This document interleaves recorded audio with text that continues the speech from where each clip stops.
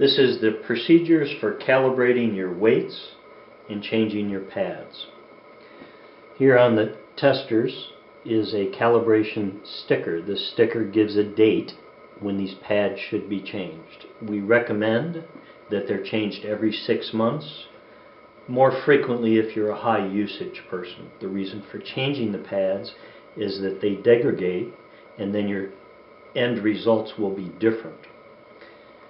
The pads are in a box. When you take them out of the box, there are 3 pads. One each for each weight and one that fits here on the base unit itself. Sometimes people use a silicone pad on this. If you're using either a heated weight or the wine industry, there's several other industries that will use this. So just because this is on here does not mean you should not change these pads that go onto your weights. Alright, let's get started with the actual changing of it. These are the things you would need to have. Both weights, you should change on both weights when you do this. This is here because sometimes residue is on the base. This is here because this is used to adjust the hook if necessary. This is the tool I use to help peel off the weight. If you're better than I am, you maybe don't need that. Problem for many people like myself is the fingernail issue.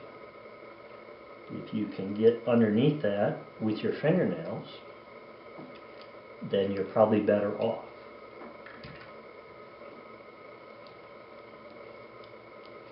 Usually once you can get it started, and this is why people should change them frequently, because the more frequently you change them, the easier this comes off with the least amount of residue.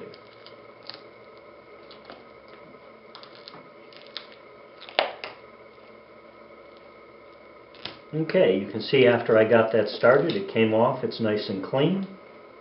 I'm going to move these over here. Take it off of. You notice I have not put the pad on the base unit yet. The reason for that is you need to level or check that the weight is level. That peeled off nice and clean. I place the weight on the unit. I have this piece of paper that I then put underneath the outside lip. And then I pull on this corner and I pull on this corner. This shows me that this weight is level. If it wasn't, then this corner would not, or this corner would not, in which case this is a 1/4 inch Allen wrench. You would loosen that up, push down on it, and tighten it up. Take the weight off, turn it over. When I do a pad, again, I have to use my tool because I don't have the fingernails necessary to do this.